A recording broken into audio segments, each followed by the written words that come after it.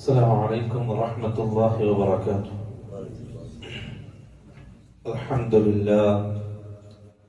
الحمد لله نحمده ونستعينه ونؤمن به ونتوكل عليه ونعوذ بالله من شرور أنفسنا ومن سيئات أعمالنا.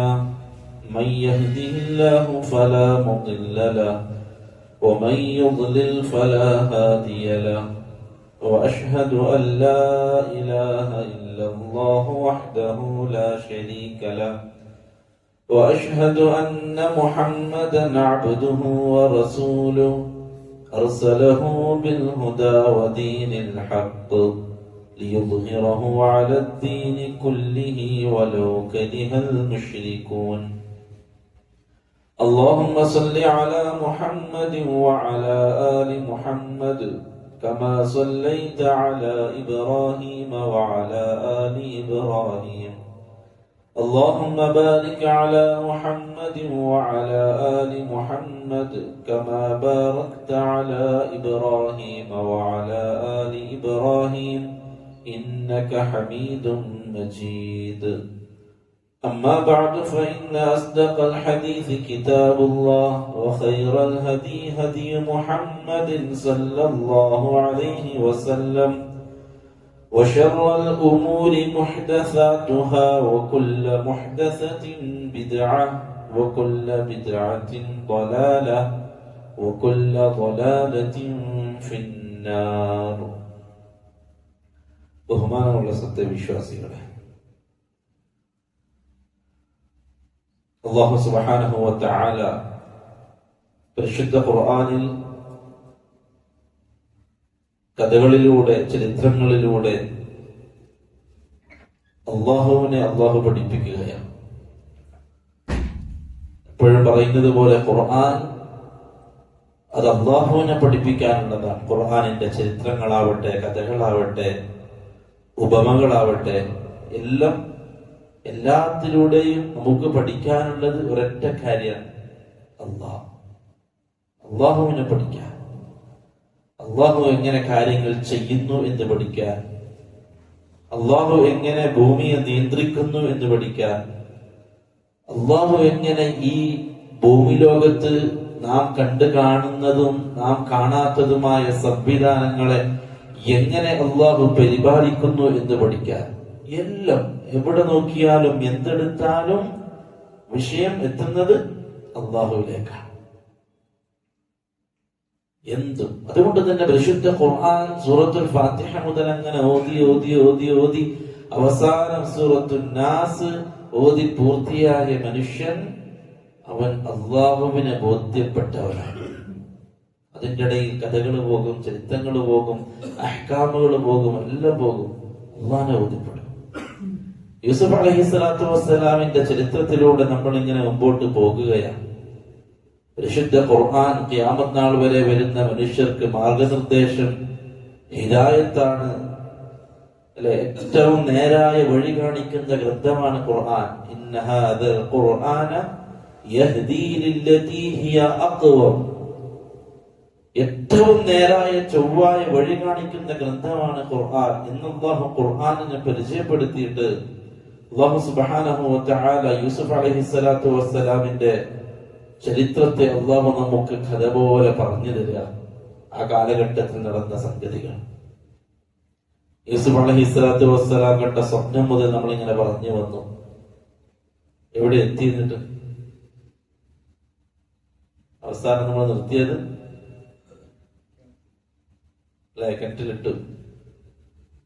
കെട്ടിലിട്ടു. അങ്ങനെ സഹോദരന്മാർ യൂസുഫ് അലൈഹിസ്സലാത്തു വസ്സലാമിനെ അവിടെ വന്ന യാത്രക്കാർക്ക് വിറ്റു. ഒരു പ്രവാചകന്റെ ചരിത്രത്തിൽ, ജീവിതത്തിൽ, ആ പ്രവാചകന്റെ തുടക്കം മുതൽ ഉണ്ടായ സംഭവബഹുലമായ ചരിത്രത്തിന്റെ ഏടുകളെ അല്ലാഹു അതുപോലെ നമുക്ക് മുമ്പിൽ പറഞ്ഞു തരിക. ആദം അലൈഹിസ്സലാത്തു വസ്സലാമിന്റെ ചരിത്രത്തിൽ നിന്ന് ചെറിയ ഭാഗങ്ങളേ ഉള്ളൂ, അല്ലെ? ആദം നബിയുടെ സൃഷ്ടിപ്പ്, പിന്നെ ഹാബീൽ ഖാബീലുമായി ബന്ധപ്പെടുന്ന ചെറിയ ചർച്ച, ബസ്. അതേപോലെ തന്നെ ഓരോ പ്രവാചകന്മാരുടെ ചരിത്രം എടുത്താലും വലിയ ജീവിതത്തിൽ നിന്നും ചെറിയ ഭാഗങ്ങൾ അവിടുന്ന് ഇവിടുന്ന്. പക്ഷെ യൂസുഫ് അലൈഹി സ്വലാത്തു വസ്സലാം ചെറിയ കുഞ്ഞായിരിക്കെ സ്വപ്നം കണ്ടത് മുതൽ കണക്ട് ചെയ്ത് അള്ളാഹു അവസാനിപ്പിക്കുക. യൂസുഫ് അലൈഹി സ്വലാത്തു വസ്സലാമിന്റെ സഹോദരന്മാർക്ക് അദ്ദേഹത്തോട് അസൂയ തോന്നി, കൊല്ലാൻ പ്ലാൻ ഇട്ടു. അങ്ങനെ എല്ലാവരും കൂടി തീരുമാനിച്ചു, കൊല്ലണ്ട. മൂത്ത ജ്യേഷ്ഠന് ഒരു സ്നേഹം തോന്നി, നമുക്ക് പൊട്ടക്കിണറ്റിൽ വലിച്ചെറിയാം, എന്തെങ്കിലും ആയിക്കോട്ടെ. അങ്ങനെ യൂസുഫ് അലൈഹി സ്വലാത്തു വസ്സലാമിനെ കിണറ്റിൽ വലിച്ചെറിഞ്ഞു. ഒരു യാത്രാ സംഘം വന്ന് വെള്ളം കോരാൻ കിണറ്റിലേക്ക് ബക്കറ്റ് താഴ്ത്തി. അങ്ങനെ പൊന്തിച്ചു നോക്കിയപ്പോൾ ദാ ഒരു കുഞ്ഞ്. യാ ബുശ്റാ ഹാദാ ഗുലാം, ദാ ഒരു സുന്ദരനായ കുഞ്ഞ്. നമ്മൾ പറഞ്ഞു, മുഫസ്സിരീങ്ങൾ വിശദീകരിക്കുകയാണ്, യൂസുഫ് അലൈഹി സ്വലാത്തു വസ്സലാമിന്റെ സഹോദരന്മാർ എവിടെയും പോയില്ല. എന്ത് സംഭവിക്കുന്നു യൂസുഫിന് എന്ന് നോക്കാൻ അവരെല്ലാ ദിവസവും വന്നു നോക്കും ഈ കടന്റെ ചുറ്റുപാട്. യൂസുഫിന്റെ ശബ്ദം കേൾക്കുന്നുണ്ടോ, അതല്ല യൂസുഫ് എന്തെങ്കിലും സംഭവിച്ചോ, യൂസുഫ് മരിച്ചോ, എന്ത് സംഭവിച്ചു എന്നറിയാൻ അവര് വന്നു നോക്കും. അങ്ങനെയാണ് യാത്രാ സംഘത്തിന്റെ കയ്യിൽ യൂസുഫ് നബി ഇവര് കാണുന്നത്. അവര് പറഞ്ഞത് നമ്മളെ ആളാണ്, വേണമെങ്കിൽ നമ്മൾ വിൽക്കാം എന്ന് പറഞ്ഞിട്ട് യൂസുഫ് അലൈഹി സ്വലാത്തു വസ്സലാമിനെ ബിദറാഹിമ മഅദൂദ, തുച്ഛം വിലക്ക് അവര് യൂസുഫ് നബിയെ ഇവർക്ക് വിൽക്കുകയാണ് സഹോദരന്മാർ. അള്ളാഹു പറഞ്ഞു, വകാനൂ ഫീഹി മിനസ് സാഹിദീൻ, അവർ വലിയ സുഹൃത്തുള്ളവരായിരുന്നു യൂസുഫിന്റെ വിലയിൽ. കാരണം അവർക്ക് ഇനി വെറുതെ കിട്ടില്ല. ഇബ്നു കസീർ റഹിമഹുല്ലാഹ് പറയാണ്, നമുക്ക് പൈസക്ക് വേണ്ട എന്നെങ്ങാനും ആ യാത്രക്കാർ പറഞ്ഞാൽ ഇവരെന്ത് പറയായിരുന്നു? പൈസ ഒന്നും വേണ്ട, നിങ്ങള് കൊണ്ടുപോയിക്കോന്ന് പറയായിരുന്നു. കാരണം യൂസുഫിന് എങ്ങനെങ്കിലും ഒഴിവായി കിട്ടുക എന്നുള്ളതാണ്. അതുകൊണ്ട് തന്നെ അല്ലാഹു പറയാണ്, അവര് തുച്ഛമായ വിലക്ക് യൂസുഫിനെ കൊടുത്തു. വകാനൂ ഫീഹി മിനസ് സാഹിദീൻ, അവര് സാഹിദീങ്ങളായിരുന്നു. അവർക്ക് വലിയ വിലയൊന്നും വേണ്ട, അങ്ങനെ വില പേശിയിട്ട് വിൽക്കാനൊന്നും അവർ ഒരുങ്ങിയിട്ടില്ല. എങ്ങനെയെങ്കിലും യൂസുഫ് ഒഴിവാവട്ടെ എന്നവർ തീരുമാനിച്ചു. അങ്ങനെ ആ ജ്യേഷ്ഠന്മാർ യൂസുഫ് അലൈഹി സ്വലാത്തു വസ്സലാമിനെ ആ കച്ചവടക്കാർക്ക് വിറ്റു. എന്നിട്ട് അവരോട് പറഞ്ഞു, ഇവനെ മിസ്റിൽ എത്തുന്നത് വരെ നിങ്ങൾ ഇവനെ വിട്ടേക്കരുത്, ഓടിപ്പോകുന്നത് നോക്കണം. ഇബ്നു കസീർ റഹിമഹുല്ലാഹ് വിശദീകരിക്കുകയാണ്, ആ യാത്രക്കാരെ യാത്ര ചെയ്യുന്ന ഒരുപാട് ദൂരം വരെ ഈ സഹോദരന്മാർ ആ യാത്രക്കാരെ പിന്തുടർന്നു. ഇവരെവിടെയെങ്കിലും അവനെ ഇടുന്നുണ്ടോ അല്ലെങ്കിൽ ഇവൻ ഓടിപ്പോകുന്നുണ്ടോ നോക്കാൻ വേണ്ടിയിട്ട്. കാരണം യൂസുഫിന് തിരിച്ചു വരരുത്, യൂസുഫിനൊരു മടക്കം ഉണ്ടാവരുത് നമ്മുടെ വീട്ടിലേക്ക് എന്നതാണ് ഇവരുടെ പ്ലാൻ. അതിനാണ് ഇവർ ഈ പണിയൊക്കെ എടുത്തത്. അഥവാ യൂസുഫ് അലൈഹി സ്വലാത്തു വസ്സലാം തിരിച്ചു വന്ന് ബാപ്പാനോട് കാര്യങ്ങൾ പറയാൻ നിന്ന സംഗതി പ്ലാൻ കൊള്ളാവും. അല്ലാഹു സുബ്ഹാനഹു വ തആല മനോഹരമായ മറ്റൊരു പ്ലാനിലൂടെ കാര്യങ്ങൾ കൊണ്ടുപോവുക. അള്ളാഹുവിന് വലിയ പ്ലാൻ ഉണ്ട്. എല്ലാ കാര്യത്തിനും അള്ളാഹു വലിയ പ്ലാനുകൾ നിർമ്മിക്കുന്നവരാണ്. മനുഷ്യന്റെ ജീവിതത്തിൽ അള്ളാഹു മനുഷ്യൻ കാണാത്ത പ്ലാനുകൾ അള്ളാഹുവിന്റെ പക്കലുണ്ട്. നമ്മളുടെയൊക്കെ ജീവിതത്തിൽ കറക്റ്റ് ഒരു പ്ലാനിലാണ് സഞ്ചരിക്കുന്നത്, അല്ലാതെ ഇങ്ങനെയാണ് ജീവിക്കുകയല്ല. അള്ളാഹുവിന്റെ മുമ്പിൽ ഖുത്തയുണ്ട്, അതനുസരിച്ചാണ് നമ്മൾ സഞ്ചരിച്ചുകൊണ്ടിരിക്കുന്നത്. എന്ത് സംഭവിക്കാൻ പോകുന്നു എന്ന് ആർക്കറിയാം? അള്ളാഹുവിനറിയാം, നമുക്കറിയില്ല. അതുകൊണ്ടാണ് എന്തിനും ഏതിനും അള്ളാഹിനോട് കാര്യം പറയാൻ നമ്മൾ ഒരുങ്ങുന്നത്, അള്ളാഹുവിനോട് വിഷയം പറയണമെന്ന് നമ്മൾ പറയുന്നത്. ഏതൊരു നന്മയും തിന്മയും അത് അള്ളാഹുവിനോട് ഇസ്തിഖാറ ചെയ്യണം, ഖൈറിനെ തേടണം എന്ന് പറയാനുള്ള കാരണം ഖൈർ അറിയുന്നവൻ, ഭാവി അറിയുന്നവൻ അള്ളാഹു മാത്രമാണ്. അല്ലാഹു സുബ്ഹാനഹു വ തആല പറഞ്ഞു, ഒരുപക്ഷെ നിങ്ങൾ ഖൈറാണെന്ന് ധരിച്ച കാര്യം, നിങ്ങൾ നല്ലതാണ് എന്ന് നിങ്ങൾക്ക് തോന്നിയ കാര്യം, അതൊരു പക്ഷെ ശർറുൽ ലക്കും, നിങ്ങൾക്ക് ശർറാവാം. എല്ലാ വഴിക്കും ചിന്തിച്ചു, എങ്ങനെ നോക്കുമ്പോഴും ഇതൊക്കെയാണ് എന്ന് നമുക്ക് തോന്നിയ കാര്യം നമുക്കത് ശർറാവാം. എങ്ങനെ ചിന്തിച്ചപ്പോഴും നമുക്ക് ശർറാണെന്ന് തോന്നിയ കാര്യം, ഇതെങ്ങനെ ശരിയാവൂല എന്ന് നമുക്ക് തോന്നിയ കാര്യം അല്ലാഹു പറയാണ്, അസാ അയ്യകൂനു ഖൈറുൽ ലഹും, അതവർക്ക് ഒരു പക്ഷെ ഖൈറാവാം. ഇത് ആർക്കറിയില്ല? നമുക്കറിയില്ല. അതുകൊണ്ട് തന്നെ റസൂലുള്ളാഹി സ്വല്ലല്ലാഹു അലൈഹി വസല്ലം തങ്ങൾ നമുക്ക് മുമ്പിൽ വന്ന ഓപ്ഷനുകൾ അതിൽ ഇസ്തിഖാറ ചെയ്യാൻ പഠിപ്പിച്ചു. അള്ളാഹുവിനോട് ഖൈറിനെ തേടുക. ഒരു ജോലി വന്നു, ജോബ് വേക്കൻസി വന്നു, 2 സ്ഥലത്താണ് വന്നത്, എങ്ങോട്ട് പോകണം, എന്ത് ചെയ്യണം? വീടെടുക്കാൻ തീരുമാനിച്ചു, എവിടെ വീടെടുക്കണം? ഇവിടെ സ്ഥലമുണ്ട്, അപ്പുറം സ്ഥലമുണ്ട്, എവിടെ എടുക്കണം? ചർച്ചയാണ്, വീട്ടിനുള്ളിലൂടെ ചർച്ചയാണ് എല്ലാ വിഷയത്തിലും. ഒരു മനുഷ്യൻ ഇതിൽ നിന്ന് ഒഴിവേ അല്ല. മക്കളുടെ പഠനത്തിന്റെ വിഷയമായിക്കോട്ടെ, ജോലിയുടെ വിഷയമായിക്കോട്ടെ, യാത്രയുടെ വിഷയമായിക്കോട്ടെ, എന്തും ഒരു മനുഷ്യനെ സംബന്ധിച്ചിടത്തോളം അവന്റെ മുമ്പിൽ 2 ഓപ്ഷൻ വന്നാൽ അല്ലെങ്കിൽ ഓപ്ഷനുകൾ വന്നാൽ അതിൽ നിന്ന് തിരഞ്ഞെടുക്കാൻ നമ്മെ സഹായിക്കാൻ ഒരാൾക്ക് കഴിയും. അല്ലാഹ്. കാരണം നമുക്ക് അറിയില്ല, ഖൈറും ഷർറും അറിയുന്നവൻ അല്ലാഹു മാത്രമാണ്. സല്ലല്ലാഹു അലൈഹി വസല്ലം തങ്ങൾ പറഞ്ഞു, നിങ്ങൾ അല്ലാഹുവിനോട് ഇസ്തിഖാറ ചെയ്യണം, ദുആ ചെയ്യണം. അല്ലാഹുവേ, ഏറ്റവും ഖൈറായത് നിനക്ക് മാത്രമേ അറിയുള്ളൂ, അതെനിക്ക് നീ താ. ഇസ്തിഖാറ നമസ്കരിച്ച് 2 റക്അത്ത് സുന്നത്ത് നിസ്കരിച്ച് ദുആ ചെയ്യാൻ പ്രത്യേക ദുആയും റസൂലുള്ളാഹി സ്വല്ലല്ലാഹു അലൈഹി വസല്ലം തങ്ങൾ പഠിപ്പിച്ചു. ഇസ്തിഖാറ ചെയ്തു കഴിഞ്ഞാൽ നമ്മുടെ മനസ്സിൽ അല്ലാഹു തോന്നിപ്പിക്കും നമ്മുടെ ഇസ്തിഖാറ അത് കറക്റ്റാണ് എങ്കിൽ എന്ത് ചെയ്യണമെന്ന് അല്ലാഹു നമുക്ക് ഖൈറായ രീതി അല്ലാഹു നമുക്ക് തോന്നിപ്പിക്കും. ഈ വഴിക്കാണ് ചിലരൊക്കെ മാർക്കറ്റ് ഉണ്ടാക്കിയത്. കാരണം ഭാവി അറിയുക അല്ലെങ്കിൽ ഭാവി കാര്യങ്ങളെ കുറിച്ച് പ്രവചനം നടത്തുക എന്നുള്ളത് മനുഷ്യനെപ്പോഴും അവന് ജിജ്ഞാസയോടെ, കൗതുകത്തോടെ, താല്പര്യത്തോടെ കാണുന്നൊരു കാര്യമാണ്. ഭാവിയിൽ എന്ത് സംഭവിക്കുമെന്ന് അറിയാൻ, അല്ലെ? നമ്മളെ സംബന്ധിച്ചിട്ട് ഒരാൾ വന്നിട്ട് ഇന്നൊക്കെ നാളെ സംഭവിക്കുന്ന പറയുമ്പോൾ നമുക്കൊരു അത്ഭുതമല്ലേ? അതുകൊണ്ട് തന്നെയാണ് ഒരു കൂട്ടം പൗരോഹിത്യം ഈ ഒരു മേഖലയെ ചൂഷണം ചെയ്തത്. ഈ ഒരു മേഖലയെ അവർ ചൂഷണം ചെയ്തു. കാരണം അവർക്കറിയാം, മനുഷ്യനെ സംബന്ധിച്ചിടത്തോളം ഭാവി കാര്യങ്ങൾ പറഞ്ഞു കൊടുക്കുക എന്നുള്ളത് എപ്പോഴും അവര് താല്പര്യമുള്ള വിഷയമാണ്. അത് ശരിയായി പോയാലോ പിന്നെ നമ്മളെ കയ്യിലായി. അതാണ് റസൂലുള്ളാഹി സ്വല്ലല്ലാഹു അലൈഹി വസല്ലം തങ്ങൾ പറഞ്ഞത്, ഒരു ജോത്സ്യന്റെ അടുത്തേക്ക് ഒരുത്തൻ ഒരു കാര്യം അറിയാൻ വേണ്ടി പോയാൽ ശൈത്താൻ, ജിന്നുകൾ, പിശാചുക്കൾ അള്ളാഹുവിന്റെ അടുക്കൽ നിന്ന് കേട്ട കാര്യങ്ങൾ കൈമാറി ഈ ജോത്സ്യന് പറഞ്ഞു കൊടുക്കും. ജിന്നുകൾ ഒരുത്തന്റെ ചുമരിന്റെ മേൽ മറ്റൊരുത്തനായിട്ട് കയറി നിൽക്കും ആകാശത്തോളം. അല്ലാഹു സുബ്ഹാനഹു വ തആല മലക്കുകളുമായിട്ട് സംസാരിക്കുന്ന സംസാരം അവർ കേൾക്കും. നക്ഷത്രങ്ങൾ കൊണ്ട് അല്ലാഹു പിശാചുക്കളെ എറിയും. ഹദീസാണ്. അവർ അവിടുന്ന് കേട്ട സംഗതി കൈമാറി ജോത്സ്യന്റെ അടുക്കൽ അവർ പറഞ്ഞെടുക്കും. റസൂലുള്ളാഹി സ്വല്ലല്ലാഹു അലൈഹി വസല്ലം തങ്ങൾ പറഞ്ഞു, ആ ജോത്സ്യനെ ഒന്ന് കിട്ടും, അത് വെച്ച് 100 കളവ് അവൻ ഉണ്ടാക്കിയിട്ട് പറഞ്ഞെടുക്കും. അപ്പൊ കേൾക്കുന്ന ആൾക്ക് അയാള് പറഞ്ഞത് ശരിയാണ്, എന്തെങ്കിലും ഒന്ന് ശരിയായ മതി, അവന്റെ അടിമയാണ്. പിശാചിന്റെ പണിയാണിത്. ഇതുകൊണ്ട് തന്നെ ജ്യോത്സ്യന്മാരെ കാണുക, ചങ്ങന്മാരെ കാണുക, ഭാവി അറിയുക ഏറ്റവും വലിയ ബാധകമായിട്ട് റസൂലുള്ളാഹി സ്വല്ലല്ലാഹു അലൈഹി വസല്ലം നിങ്ങൾ പഠിപ്പിച്ചു. കുഫ്റാണ്, സബഉൽ മുബിഖാത്തിൽപ്പെട്ട പാപമാണ്. ഈ സിഹർ ചെയ്യുക, അതേപോലുള്ള ശൈത്താനുമായി ബന്ധപ്പെട്ട കാര്യങ്ങളാണ്. ഇതൊക്കെ കുഫ്റായിട്ട് അല്ലാഹു റസൂൽ പഠിപ്പിച്ചു. ഈ മേഖലയിൽ പൗരോഹിത്യം ചൂഷണം ചെയ്തു. ജനങ്ങൾക്ക് ഭാവി അറിയുന്ന ഒരാളെ പരിചയപ്പെടുത്തി കൊടുത്താൽ അവിടേക്ക് ആളുകൾ വരും. അതുകൊണ്ടാണ് ഇവരുടെ ഔലിയാക്കളുടെ പേരിൽ കവിതകൾ അങ്ങനെ എഴുതിയത്.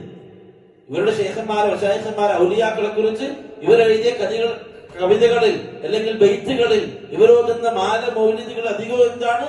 നിങ്ങളുടെ ഭാവി അറിയും, നിങ്ങളുടെ മനസ്സിന്റെ ഉള്ളിലുള്ളതറിയും, നിങ്ങളുടെ പ്രശ്നങ്ങൾ അറിയും. കാരണം എന്താണ്? ഇത് അറിഞ്ഞു കിട്ടുക എന്നുള്ളത് ഏതൊരു മനുഷ്യന്റെ ആവശ്യം. നമ്മളെ ജീവിതത്തിൽ ഭയങ്കര പ്രശ്നങ്ങൾ നടക്കുന്നുണ്ട്. എന്താണ് ഇതിന്റെ പ്രശ്നം എന്നുള്ളത് ആർക്കും മനസ്സിലാക്കുന്നില്ല. അത് പറഞ്ഞു തരുന്ന ഒരാളപ്പുറണ്ട് എന്ന് പറഞ്ഞ അവിടെയാണ് നമ്മളുടെ ഈമാനിനെയും നമ്മുടെ തൗഹീദിനെയും നമ്മൾ സംരക്ഷിക്കേണ്ടത്.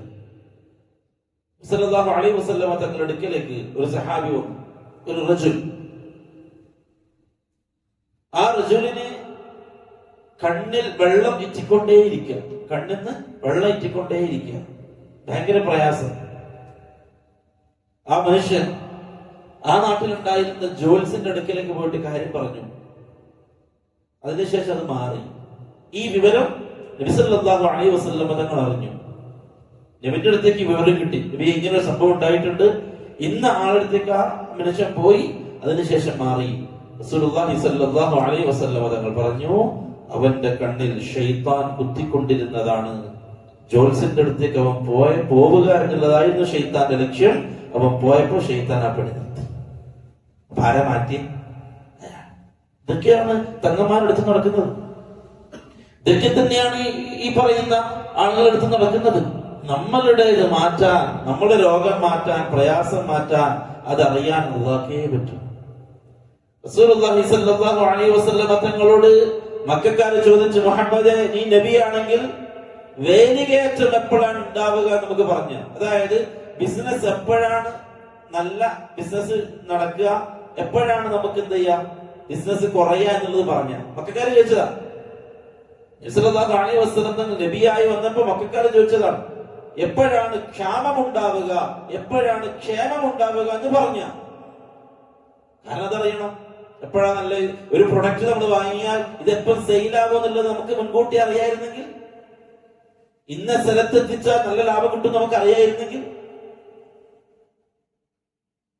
മക്കൾക്കാർക്ക് അത് അറിയണമായിരുന്നു. മുഹമ്മദ് നബിയാണെങ്കിൽ ഇത് പറഞ്ഞു തരണം. നബി സല്ലല്ലാഹു അലൈഹി വസല്ലം തങ്ങളോട് അല്ലാഹു പറഞ്ഞു, മുഹമ്മദേ നീ അവരോട് പറ, ഒരു നഫ്ഉം ഒരു ദർറും എന്റെ അധീനത്തിലില്ല. ലാ അംലികു ലക്കും ദർറൻ വലാ നഫ്അ. ഞാൻ നിങ്ങളുടെ ഒരു ഉപകാരമോ ഉപദ്രവമോ ഞാൻ അധീനപ്പെടുത്തിയിട്ടില്ല, എനിക്കറിയില്ല. അല്ലാഹു റസൂൽ പറയാ, അല്ലാഹുവിന്റെ റസൂലിനോട് പറഞ്ഞു കൊടുക്കാൻ എന്താ പറയാണ്, നബിയെ പറ ലൗല, നീ പറയണം അവരോട്, ഞാൻ എങ്ങനെ ഗൈബ് അറിഞ്ഞിരുന്നെങ്കിൽ, ലൗ അഅലമുൽ ഗൈബ ലസ്തക്സർതു മിനൽ ഖൈർ. മക്കക്കാരോട് മുഹമ്മദേ നീ പറയണം, ഗൈബെങ്ങാനും മറഞ്ഞതെങ്ങാനും അദൃശ്യമായ കാര്യമെങ്ങാനും ഞാൻ അറിഞ്ഞിരുന്നെങ്കിൽ ലസ്തക്സർതു മിനൽ ഖൈർ, ഒരുപാട് ഖൈറുകൾ ഞാൻ ഒരുമിച്ച് കൂട്ടിയേനെ എന്ന് മുഹമ്മദ് അവരോട് പറ. എനിക്കറിയില്ല, അതുകൊണ്ടാണ് ഞാനും ഇങ്ങനെ എന്ന് പറ. വരാനിരിക്കുന്ന കാര്യത്തെ അല്ലാഹു റസൂൽ അറിയുമായിരുന്നെങ്കിൽ ഒരിക്കലും തന്നെ അല്ലാഹു റസൂൽ ബുദ്ധിമുട്ടുകൾ ഉണ്ടാവുമായിരുന്നില്ല. പക്ഷെ ആ പ്രവാചകൻ അറിഞ്ഞില്ല. പക്ഷെ ഇവര് പറഞ്ഞു, കുപ്പിക്കകത്തുള്ള വസ്തുവിനെ പോലെ കാണാം ഞാൻ നിങ്ങളുടെ കൽബകം എന്നോ. എന്തിനാ ഇത് പറഞ്ഞത്? ഈ വലിയ എന്തിനാ പറഞ്ഞത്? ഈ വലിയ അവർക്ക് ഇതിന്റെ പിന്നിൽ അവർക്ക് വലിയ ലക്ഷ്യമുണ്ട്. കാരണം ഈ ഒരു കാര്യം വിശ്വസിച്ച് കിട്ടിയാൽ, സാധാരണക്കാർ ഈ ഒരു കാര്യം വിശ്വസിച്ച് കിട്ടിയാൽ നമുക്ക് സാധാരണക്കാരെ കിട്ടുമെന്നുള്ള കാര്യം ഉറപ്പാണ്. കാരണം ഹൃദയത്തിന്റെ ഉള്ളിലുള്ള കാര്യങ്ങൾ അറിയുന്ന ഒരാൾ അത് വലിയ സംഗതിയാണ്. നബി സല്ലല്ലാഹു അലൈഹി വസല്ലം തങ്ങളടുക്കൽ ചെറിയ കുട്ടികൾ ദഫ് മുട്ടി പാട്ട് പാടി. അവര് ബദരീങ്ങളായ സഹാബാക്കളുടെയും ഉഹദീങ്ങളായ സഹാബാക്കളുടെയും കഴിഞ്ഞുപോയ ഉപ്പുപ്പമാരുടെയൊക്കെ മദ്ഹ് പറഞ്ഞിട്ട് ഇങ്ങനെ പാട്ട് പാടുക. അല്ലാഹു റസൂലിന്റെ മുമ്പിൽ ചെറിയ കുട്ടികൾ അങ്ങനെ പാടി പാടി അവർ എന്ത് പറഞ്ഞു? ഫീനാ നബിയ്യുൻ യഅലമു മാ ഫീ ഗദിൻ. നമുക്കൊരു നബിയുണ്ട്, നമ്മളിൽ ഒരു നബിയുണ്ട്. ഫീനാ നബിയ്യുൻ, നമുക്കിടയിൽ ഒരു നബിയുണ്ട്. യഅലമു മാ ഫീ ഗദിൻ, നാളത്തെ കാര്യങ്ങൾ അറിയുന്ന ഒരു നബി. ചെറിയ കുട്ടികൾ പാടിയത് മദ്ഹ് പാടി പാടി പാടി അവരവസാനം പറഞ്ഞതാണ്, നമുക്കിടയിൽ ഭാവി അറിയുന്ന, നാളത്തെ കാര്യങ്ങൾ അറിയുന്ന ഒരു നബിയുണ്ട്. ഉടനെ തന്നെ റസൂലുള്ളാഹി സ്വല്ലല്ലാഹു അലൈഹി വസല്ലം തങ്ങൾ തിരുത്തി, ഇല്ല അത് പറയണ്ട, നിങ്ങൾ ഇതുവരെ പാടിയത് പറയുക, ഇപ്പം പറഞ്ഞതിന് പറയരുത് എന്ന് പറഞ്ഞിട്ട് റസൂലുള്ളാഹി സ്വല്ലല്ലാഹു അലൈഹി വസല്ലം തിരുത്തി. ഗൈബ് അല്ലാഹുവിന്റെ റസൂലിന് അറിയില്ല. ലാ യഅലമുൽ ഗൈബ ഇല്ലല്ലാഹ്. എന്നാൽ നമ്മുടെ നാട്ടിലുള്ള പുരോഹിതൻ പറയുന്നു, അല്ലാഹു അല്ലാത്തവർക്ക് അറിയും, എല്ലാം കേൾക്കും, എല്ലാം കാണും. മുഹമ്മദ് സല്ലല്ലാഹു അലൈഹി വസല്ലം മദീനയിൽ ഇരുന്നു കൊണ്ട് ലോകം കാണുന്നു എന്നവർ വിശ്വസിക്കാണ്. ഇന്ന് വിശ്വസിക്കാണ്. എവിടുന്ന് ചോദിച്ചാലും ഭാഷ വ്യത്യാസമില്ലാതെ ബഗ്ദാദിൽ മർമറിഞ്ഞു കിടക്കുന്ന മൊഹിദ്ദീൻ ശൈഖ് അറിയുമെന്ന് വിശ്വസിക്കാണ്. അവര് വിശ്വാസത്താണ്. ചർച്ചകൾ നടന്നു.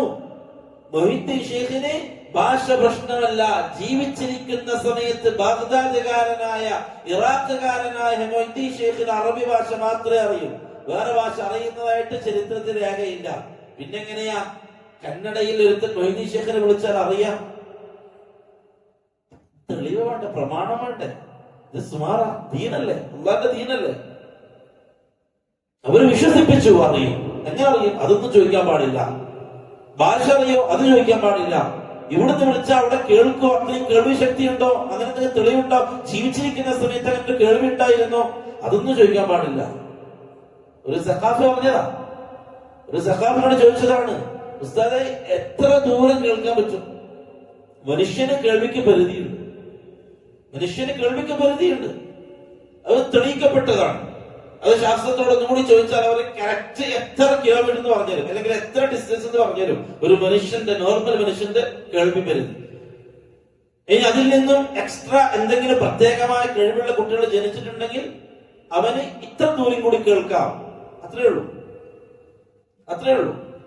നിലവിൽ തെളിയിക്കപ്പെട്ടതിൽ അങ്ങനെ മടിക്കേരി എന്ന് പറഞ്ഞത് ദുബൈയിൽ നിന്ന് കേൾക്കാൻ പറ്റുന്ന ആരും നിലവിലില്ല. ഇല്ല, അല്ല, എന്തൊക്കെ നമ്മൾ അറിയും, ആരുമില്ല. അപ്പൊ ചോദിച്ചു, ബാഗ്ദാദിൽ മൺമറഞ്ഞ് കിടക്കുന്ന മൊഹീദ്ദീൻ ഷേഖ് എത്ര ദൂരത്തുനിന്ന് വിളിച്ചാൽ കേൾക്കും?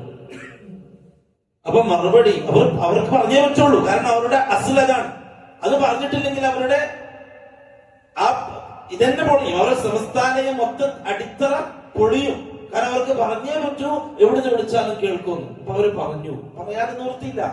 അവര് പറഞ്ഞു എവിടുന്ന് വിളിച്ചാലും കേൾക്കും. അപ്പൊ ചോദിച്ചു, അപ്പൊ പരിധിയില്ല, പരിധിയില്ല കേൾവിക്ക്?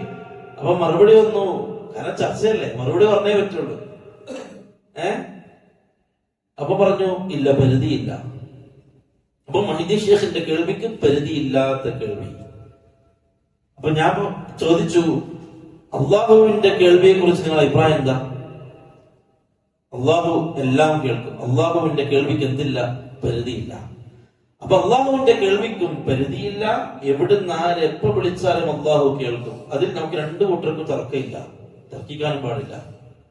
നിങ്ങൾ അള്ളാഹുവിന്റെ സ്ഥാനത്ത് ഇപ്പൊ ആരെയും വെച്ച്, എന്നിട്ട് അവര് പറയുന്നേ നമ്മൾ ശിർക്ക് ചെയ്യുന്നില്ല, നമ്മൾ അള്ളാഹു പങ്കു ചേർക്കുന്നില്ല. നമ്മൾ ഇത് പങ്കു ചേർക്കലാണ്. അള്ളാഹുവിന്റെ സിഫത്താണ് അസ്സമീഅ്, എല്ലാം കേൾക്കാൻ കഴിവുള്ളവൻ അള്ളാഹു മാത്രം എന്നത് അള്ളാഹുവിന്റെ സിഫത്താണ്. നമ്മൾ പറയുന്നു, നമ്മുടെ നാട്ടിലുള്ള ഷിയാക്കളോട് നമ്മൾ പറയുന്നു, നിങ്ങൾ അള്ളാഹുവിന്റെ ഉലൂഹിയത്തിന് ശിർക്ക് വെക്കുന്നവരാണ്, റുബൂബിയത്തിന് ശിർക്ക് വെക്കുന്നവരാണ്, അള്ളാഹുവിന്റെ അസ്മാ സിഫാത്തിന് ശിർക്ക് വെക്കുന്നവരാണ്. മൂന്നിന് ശിർക്ക് വെക്കുന്നവരാണ് നിങ്ങൾ. വെറുതെ ജനങ്ങൾക്ക് മുമ്പിൽ ജനങ്ങളെ പൊട്ടീസാക്കാൻ അങ്ങനെയൊന്നുമില്ല എന്ന് പ്രസംഗിച്ചോണ്ട് കാര്യമില്ല. നമ്മൾ തെളിയിച്ചോണ്ടിരിക്കുകയാണ്. എവിടുന്ന് വിളിച്ചാലും മൊഹീദ്ദീൻ ഷേഖ് കേൾക്കുമെന്ന് നിങ്ങൾ വിശ്വസിക്കുന്നുണ്ട് എങ്കിൽ നമ്മൾ വിശ്വസിക്കുന്നു, എവിടുന്ന് വിളിച്ചാലും കേൾക്കുന്നവൻ അല്ലാഹു മാത്രമാണ്. അപ്പൊ എവിടുന്ന് വിളിച്ചാലും കേൾക്കുക എന്നുള്ള സിഫത്ത് ഇപ്പൊ രണ്ടാക്കായി. പക്ഷെ പറ്റൂല, അള്ളാഹു ഏകനാണ് എല്ലാത്തിലും. എങ്ങനെയാണ് അള്ളാഹുവിന്റെ ഏകത്വം നമ്മൾ എങ്ങനെ അംഗീകരിക്കുന്നത്? അള്ളാഹു ഏകനാണ് ഫീ ഉലൂഹിയ്യതിഹി വറുബൂബിയ്യതിഹി വഅസ്മാഇഹി വസിഫാതിഹി. ഇതാണ് മുസ്ലിമിന്റെ വിശ്വാസം. ഇത് തകർന്ന പിന്നോട്ട് നിസ്കാരമില്ല, സക്കാത്തുമില്ല, സദഖയില്ല, ഒന്നും കൊണ്ടും കാര്യമില്ല. അപ്പം ഇപ്പൊ എല്ലാം കേൾക്കുന്നവർ രണ്ടാളായി. മുഹമ്മദ് സല്ലല്ലാഹു അലൈഹി വസല്ലം എന്നതിനെ കുറിച്ച് അവർ പറഞ്ഞു, മുഹമ്മദ് നബി എവിടുന്ന് വിളിച്ചാലും കേൾക്കും. എവിടുന്ന് വിളിച്ചാലും മുഹമ്മദ് നബി കേൾക്കും, ആര് വിളിച്ചാലും കേൾക്കും. എന്നിട്ട് അതിനുള്ള പ്രശ്നത്തിന് പരിഹാരം തരും. അപ്പൊ ചോദ്യം വന്നു, എപ്പം മുതൽ? മുഹമ്മദ് സല്ലല്ലാഹു അലൈഹി വസല്ലം തങ്ങൾ മദീനയിൽ ഉണ്ടായിരിക്കുന്ന സമയത്ത് മക്ക വിശേഷം അല്ലാഹു റസൂൽ അറിഞ്ഞിട്ടില്ല. അല്ലാഹുവിന്റെ റസൂൽ സല്ലല്ലാഹു അലൈഹി വസല്ലം യുദ്ധത്തിന് അയച്ച യോദ്ധാക്കൾ അവിടെ എന്താണ് നടക്കുന്നത് എന്ന് അല്ലാഹുവിന്റെ റസൂൽ ആളെ വിട്ടിട്ട്, ആളെ പറഞ്ഞയച്ചിട്ട് തിരിച്ചു വന്നിട്ട് ആള് പറഞ്ഞെടുക്കണം. ആർക്ക്? മുഹമ്മദ് റസൂലുള്ളാഹി സല്ലല്ലാഹു അലൈഹി വസല്ലം. ബദർ യുദ്ധം നടക്കാൻ മദീനയിൽ നിന്നും ബദറിലേക്ക് അല്ലാഹുവിന്റെ റസൂൽ ടീം എത്തി. അബൂജഹലും ടീമും മക്കയിൽ നിന്നും അവിടെ ഇങ്ങോട്ടും വരികയാണ്. അങ്ങനെ റസൂലുള്ളാഹി സ്വല്ലല്ലാഹു അലൈഹി വസല്ലം തങ്ങൾ ബദറിൽ എത്തുന്നതിന്റെ തൊട്ട് മുമ്പ് ഒരു താഴ്വരയുണ്ട്, ഇന്നും കാണാം ആ താഴ്വര. അവിടെയാണ് തമ്പടിച്ചത്. അങ്ങനെ ഓരോ സഹാബാക്കൾ അല്ലാഹു റസൂൽ പറഞ്ഞയക്കും ആ നാട്ടുകാർക്കിടയിൽ. എന്തിനാ? മക്കക്കാര് എവിടെ എത്തി, ആരാ വരുന്നത്, എത്ര ആളുണ്ട് എന്നറിയാൻ റസൂൽ ആളെ പറഞ്ഞേക്കണം. അങ്ങനെ ഒരു സ്ഥലത്തേക്ക് മുഹമ്മദ് നബി സല്ലല്ലാഹു അലൈഹി വസല്ലം തങ്ങളും അലി റളിയല്ലാഹു അൻഹും പോയി. ഒരു കിളവനെ കണ്ടു. പ്രായമുള്ളൊരു വയസ്സ്, ആ നാട്ടുകാരൻ ആ ബദറിന്റെ അടുത്ത് ഇവർ തമ്പടിച്ച ആ സ്ഥാനത്ത് താമസിക്കുന്ന ഒരാള്. അയാൾക്ക് മുഹമ്മദ് നബിനെ അറിയില്ല, ആരെയും അറിയില്ല, കേട്ട അറിവേ ഉള്ളൂ. യാത്രക്കാര് വന്ന് പാസ് ചെയ്യുന്ന അറിവുകൾ. നമ്മൾ വിചാരിക്കേണ്ട അന്ന് എല്ലാവരും എല്ലാം അറിഞ്ഞിട്ടില്ല. മദീനക്കാർക്ക് മദീനക്കാരെ അറിയുള്ളൂ, മക്കക്കാർക്ക് മക്കാരെ. ഇങ്ങനെ യാത്ര ചെയ്യുന്നവർക്കാണ് ഇതൊക്കെ അറിയാൻ പറ്റുക. അതുകൊണ്ട് തന്നെ മക്കയിൽ നബി സല്ലല്ലാഹു അലൈഹി വസല്ലമ തങ്ങൾക്ക് ക്രൂര പീഡനങ്ങളും മർദ്ദനങ്ങളൊക്കെ ആരറിയില്ല? മദീനക്കാരറിയില്ല, മദീനക്കാർ കണ്ടിട്ടില്ല. അതുകൊണ്ടല്ലേ നബി സല്ലല്ലാഹു അലൈഹി വസല്ലം തങ്ങൾ വരുമ്പോ വീട്ടിന്റെ മച്ചിന്റെ പുറത്ത് കയറിയിട്ടൊക്കെ അവർ കാത്തിരുന്നത് മുഹമ്മദ് നബി വരുന്നുണ്ട്, നബിനൊന്ന് കണ്ടു കിട്ടാൻ. എല്ലാ ദിവസവും മുഹമ്മദ് നബി മക്കയിൽ നിന്ന് പുറപ്പെട്ടിട്ടുണ്ട് എന്നറിഞ്ഞത് മുതൽ മദീനയിലെ തെരുവുകളിൽ സ്ത്രീകളും കുട്ടികളും മുതിർന്നവരും എല്ലാ ദിവസവും സൂര്യൻ ഉദിക്കുന്നത് വരെ കാത്തിരിക്കും. രാവിലെ സൂര്യൻ ഉദിച്ചുയരുന്നത് വരെ കാത്തിരിക്കും. ചൂട് കൂടിയാൽ അവരെല്ലാരും അകത്തു പോകും, കാത്തിരിക്കും നബിനെ കാണാൻ. കാരണം അറിയില്ല എപ്പോഴെത്താന്ന് പറഞ്ഞാൽ അത് പുറപ്പെട്ട വിവരം കിട്ടി. അങ്ങനെയാണ് ഒരു സമയത്ത് റസൂലുള്ളാഹി സ്വല്ലല്ലാഹു അലൈഹി വസല്ലമ തങ്ങളെ ഈന്തപ്പനയുടെ മുകളിൽ കയറിയിരുന്നൊരു ജൂതനാണ് ആദ്യം കണ്ടത്. എല്ലാവർക്കും ആവേശം ഈ വ്യക്തിയെ കാണാൻ, ജൂതന്മാരും എല്ലാവരും ഉണ്ട് അവിടെ. അങ്ങനെയാണ് ആ ഈന്തപ്പനയുടെ മുകളിൽ നിന്ന് എത്തി നോക്കുമ്പോഴാണ് ദൂരെ നിന്ന് ഒട്ടകം വരുന്നത് കാണുന്നത്. വിളിച്ചു പറഞ്ഞു, ഇതാ നിങ്ങൾ പറയുന്ന മുഹമ്മദ് വരുന്നുണ്ട്. അങ്ങനെയാണ് അല്ലാഹുവിന്റെ റസൂൽ സ്വല്ലല്ലാഹു അലൈഹി വസല്ലമ തങ്ങളെ എല്ലാവരും പാട്ടുപാടി അറിയിക്കുന്നത് മദീനയിലേക്ക്. ബദറിന്റെ ആ താഴ്വാരത്ത് അലി റളിയല്ലാഹു അൻഹും അല്ലാഹുവിന്റെ റസൂലും പോയി. എന്നിട്ട് ഈ പ്രായമുള്ള ആളെ കണ്ടിട്ട് ചോദിച്ചു, നിങ്ങൾക്ക് മുഹമ്മദിനെ അറിയോ? ഇല്ല, അറിയില്ല. മുഹമ്മദ് ടീം മദീനയിൽ നിന്ന് വരുന്ന വിവരം നിങ്ങൾക്ക് കിട്ടിയിട്ടുണ്ടോ? അപ്പൊ ഇയാൾ പറഞ്ഞു, ആ അങ്ങനെ ഒരു വിവരം എനിക്ക് കിട്ടിയിട്ടുണ്ട്, മുഹമ്മദ് കൂട്ടരും ഇങ്ങനെ വരുന്നുണ്ട്. അബൂജഹലും കൂട്ടരും എവിടെ എത്തിയെന്നറിയോ? എവിടെ എത്തിയെന്നറിയില്ല, മക്കയിൽ നിന്ന് വിട്ട കാര്യം ഞാൻ അറിഞ്ഞിട്ടുണ്ട്. കാരണം ഇവരിങ്ങനെ പാസ് ചെയ്യും. ഇവരെ ആരെങ്കിലും ഒരു നാട്ടുകാരെ മക്കത്ത് നിന്ന് എവിടുന്ന് വരുന്നേ, മക്കത്ത് നിന്ന് എന്താ മക്കയുടെ വിശേഷം അപ്പൊ പറയും. അതാണ് ആ കാലഘട്ടത്തെ രീതി. നബി സല്ലല്ലാഹു അലൈഹി വസല്ലം തങ്ങൾ ചോദിച്ചു, ആരാണ് അവരുടെ കൂടെ ഉള്ളത്? അപ്പം പറഞ്ഞു, പേരുകൾ എണ്ണിയാണ്. ഈ വയസ്സ് പേരുകൾ എണ്ണി. അബൂജഹലുണ്ട്, ഉത്ബത്തുണ്ട്, ഷൈബത്തുണ്ട്, മുഗീറയുണ്ട്, ഇങ്ങനെ ഇങ്ങനെ ഇങ്ങനെ പേരുകൾ എണ്ണി. നബി സല്ലല്ലാഹു അലൈഹി വസല്ലം തങ്ങളോട് ആ വൃദ്ധ ചോദിച്ചു, നിങ്ങൾ ആരാണ്? നിങ്ങൾ ആരാണ്? നബി സല്ലല്ലാഹു അലൈഹി വസല്ലം തങ്ങൾ പറഞ്ഞു, നമ്മൾ ആരാണെന്ന് നമ്മളിപ്പോ പറയുന്നില്ല എന്ന് പറഞ്ഞിട്ട് അലി റളിയല്ലാഹു അൻഹു അല്ലാഹുവിന്റെ റസൂലും അവിടുന്ന് പോയി കളഞ്ഞു. ഈ വിവരം കിട്ടലാണ് അവർ ലക്ഷ്യം. യുദ്ധതന്ത്രാണ്. ബദർ യുദ്ധവുമായി ബന്ധപ്പെട്ട ചരിത്രം വായിച്ചാൽ നമുക്ക് മനസ്സിലാകും അല്ലാഹുവിന്റെ റസൂല് എത്ര യുക്തിപരമായി തന്ത്രപരമായിട്ടാണ് കാര്യങ്ങൾ കൈകാര്യം ചെയ്തെന്നുള്ളത്. സുമാറായിരുന്നില്ല. പ്ലാനുകളും പദ്ധതികളും ഗംഭീരായിരുന്നു. അങ്ങനെ റസൂലുള്ളാഹി സ്വല്ലല്ലാഹു അലൈഹി വസല്ലം തങ്ങൾ ഉസ്മാൻ ഇബ്നു അഫ്ഫാൻ റളിയല്ലാഹു അൻഹുവിനെ അവർ മക്കക്കാർ അബൂജഹലും ടീമും ബദറിൽ എത്തിയിട്ടുണ്ടെന്ന് അറിഞ്ഞപ്പോൾ അവരടുക്കിലേക്ക് പറഞ്ഞയച്ചു, അവരുടെ അവസ്ഥകൾ അറിയാൻ വേണ്ടിയിട്ട്. ഉസ്മാൻ റളിയല്ലാഹു അവരെ പിടിച്ചു. അവരെ പിടിച്ചു. അള്ളാഹുവിന്റെ റസൂല് അറിഞ്ഞിട്ടില്ല. ഉസ്മാൻ അവരെ പിടിക്കുമെന്നും അള്ളാഹുവിന്റെ റസൂലിന് അറിയുമായിരുന്നില്ല. റസൂലുള്ളാഹി അലൈഹി വസല്ലം തങ്ങൾ അടുത്ത ആളെ പറഞ്ഞയച്ചു. എന്നിട്ട് പറഞ്ഞു, ഉസ്മാനെ എങ്ങാനും അവർ കൊന്നാൽ അവർ ഇതുവരെ കാണാത്ത ശക്തമായ തിരിച്ചടി നേരിടേണ്ടി വരുമെന്ന് അവരോട് പറയണം എന്ന് പറഞ്ഞിട്ട് ആളെ പറഞ്ഞയച്ചു. പക്ഷെ ഉസ്മാൻ അവർ കൊന്നില്ല. ചാരനെ കൊല്ലാൻ പാടില്ല, നിയമത്തിനെതിരാണ്. പക്ഷെ അവർ ചെയ്തില്ല. ഉസ്മാൻ റളിയല്ലാഹു അൻഹുവിനെ അവര് തിരിച്ചയച്ചു. പറഞ്ഞു വന്നത്, പ്രിയപ്പെട്ടവരെ, റസൂലുള്ളാഹി സ്വല്ലല്ലാഹു അലൈഹി വസല്ലം തങ്ങളുടെ ജീവചരിത്രം പഠിച്ചാൽ ഒന്നും അറിയാത്തൊരു പ്രവാചകൻ, ഭാവിയെ കുറിച്ച് ഒന്നും അറിയാത്ത പ്രവാചകൻ. എന്തറിയാം? അള്ളാഹു അറിയിച്ചത് മാത്രം. എന്നിട്ട് ഇവര് അള്ളാഹു വഹി മുഖേന ജിബ്രീൽ വഴി അള്ളാഹു അറിയിച്ച ചില സംഗതികൾ മാത്രം എടുത്തിട്ട് പറയും. കണ്ടില്ലേ, മുഹമ്മദ് നബി ഗൈബ് പറയും, മുഹമ്മദ് നബി ഇന്നതറിഞ്ഞില്ലേ, മുഹമ്മദ് നബി ഇന്നതറിഞ്ഞില്ലേ എന്ന് അള്ളാഹു പ്രത്യേകമായിട്ട് മുഅ്ജിസത്ത് എന്നോണം നബി സല്ലല്ലാഹു അലൈഹി വസല്ലം തങ്ങൾക്ക് പഠിപ്പിച്ചു കൊടുത്ത കാര്യങ്ങൾ അവരെടുത്ത് കാണിക്കും. എന്നിട്ട് പറയുക ഗൈബ് പറയും. ജൂതന്മാർ അല്ലാഹു റസൂലിനെ കൊല്ലാൻ വന്നു, ക്ഷണിച്ചു അവർ സല്ലല്ലാഹു അലൈഹി വസല്ലം തങ്ങളെ. എന്നിട്ട് വലിയ പാറക്കല്ല് നബിയുടെ മുകളിലൂടെ തലയിലേക്ക് ഇടാൻ വേണ്ടി അവർ ഒരുങ്ങി. ജിബ്രീൽ വന്ന് അല്ലാഹുവിന്റെ റസൂലിന്റെ അടുക്കലേക്ക് എന്നിട്ട് പറഞ്ഞു, നബിയെ പോവണ്ട, അവർ കൊല്ലാനുള്ള പ്ലാനാണ്.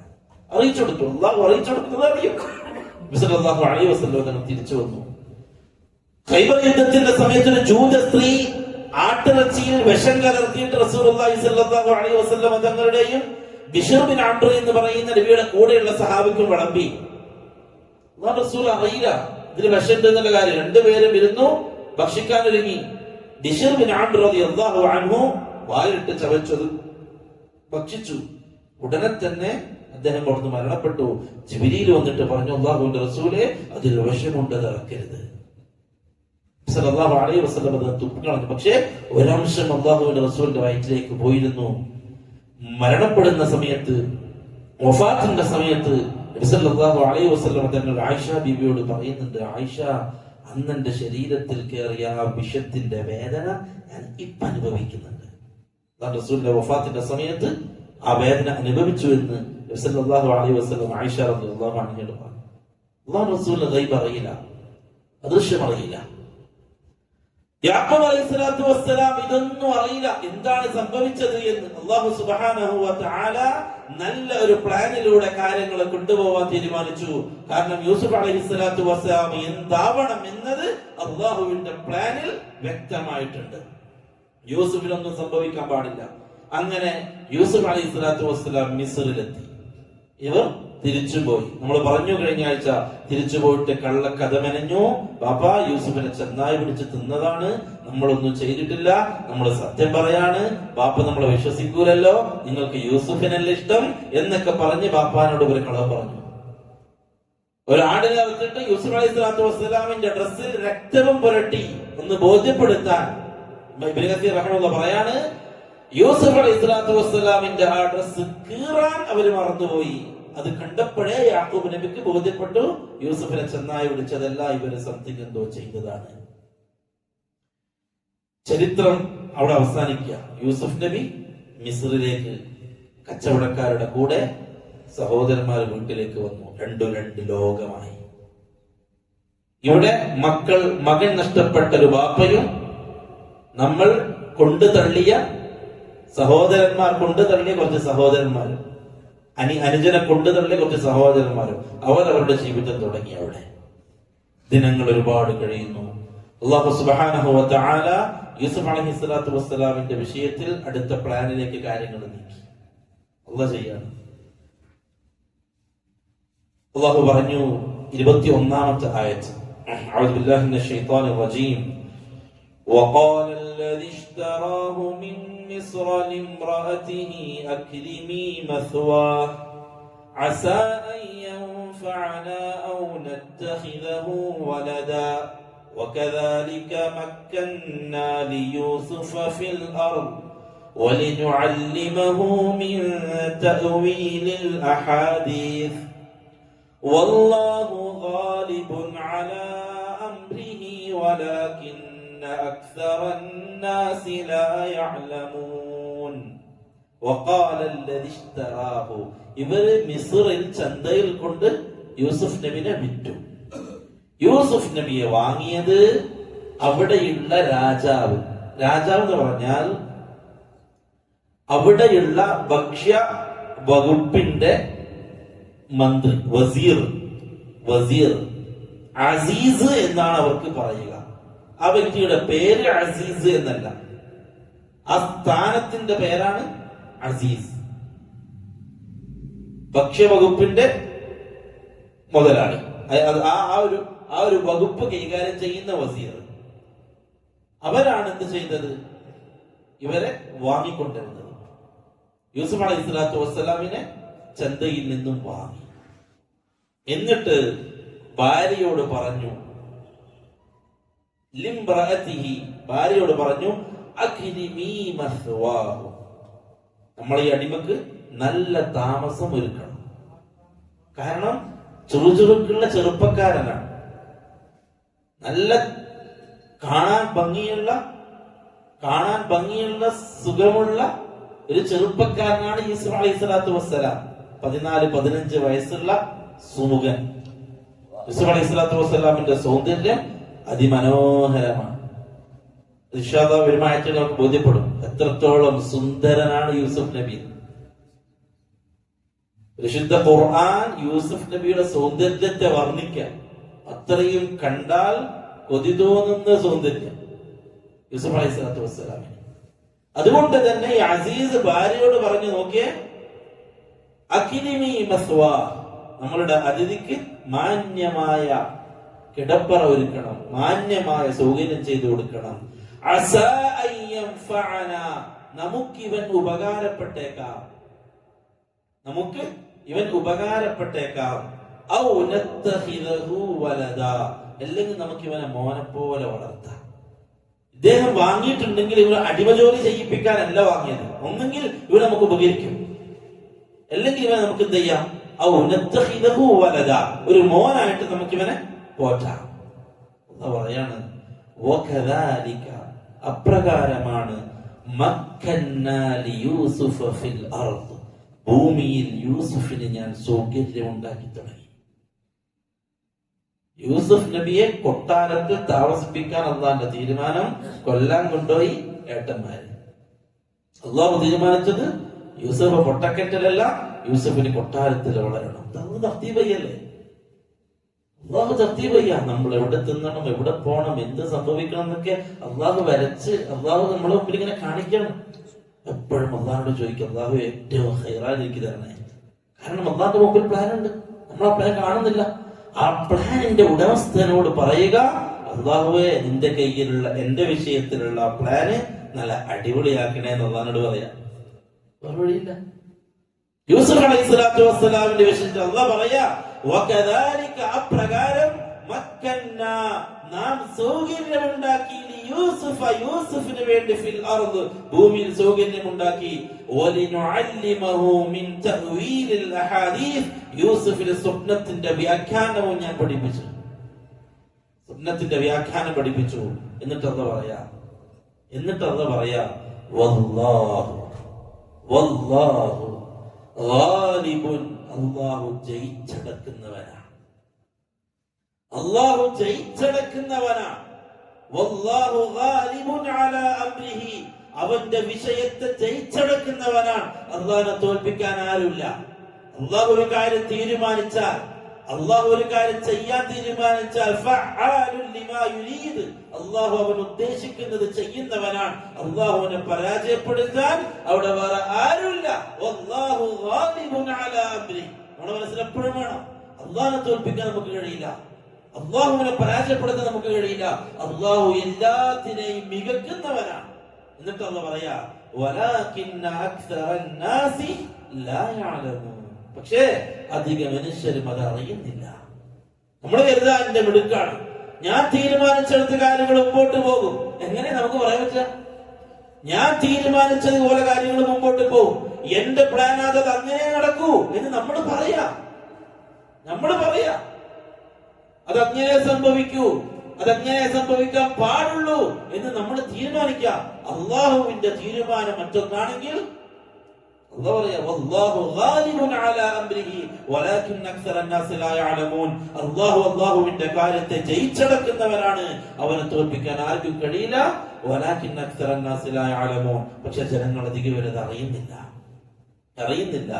നമ്മൾ വരച്ച പ്ലാനിൽ കാര്യങ്ങൾ മുമ്പോട്ട് പോകണമെന്നില്ല, അള്ളാഹുവിന്റെ പ്ലാൻ മാത്രമേ മുമ്പോട്ട് പോകുള്ളൂ. യൂസുഫ് അലൈഹിസ്സലാത്തു വസ്സലാമിന്റെ സഹോദരന്മാർ വളച്ച പ്ലാന്, അവരുടെ ആഗ്രഹം യൂസുഫ് എന്നേക്കുമായി ഇല്ലാതാവണമെന്നാണ്. പക്ഷെ അള്ളാഹുവിന്റെ പ്ലാൻ അനുസരിച്ച് കാര്യങ്ങൾ മുമ്പോട്ട് പോവാണ്. ഭാര്യയോട് പറഞ്ഞു, യൂസുഫിന് നല്ല ഭക്ഷണം കൊടുക്കണം, നല്ല താമസം കൊടുക്കണം. ഇപ്പൊ യൂസുഫ് നബി കൊട്ടാരത്തിന്റെ മനോഹരമായ അവസ്ഥകൾ ആസ്വദിച്ചുകൊണ്ട്, കറക്റ്റ് ഭക്ഷണം, നല്ല റൂം, നല്ല സൗകര്യം, കൊട്ടാരം അങ്ങനെ ആയിരിക്കുമല്ലോ അല്ലെ, അടിപൊളി. യാക്കൂബ് നബിന്റെ വീടിനേക്കാൾ അടിപൊളിയാണ് അസീസിന്റെ കൊട്ടാരം. അള്ളാഹു കൊണ്ടുവരാ. എന്നിട്ട് അള്ളാഹു പറഞ്ഞു, വലമ്മാ ബലഗ അശുദ്ധഹു, അങ്ങനെ യൂസുഫ് പക്വതയും പാകതയുമുള്ള പ്രായമെത്തിയപ്പോൾ. മുഫസ്സിരീങ്ങൾ ആ പ്രായം എത്രയാണെന്ന് വിശദീകരിച്ചു. പലരും പല അഭിപ്രായങ്ങൾ പറഞ്ഞു. അതിലൊന്ന് 33 വയസ്സാണ്.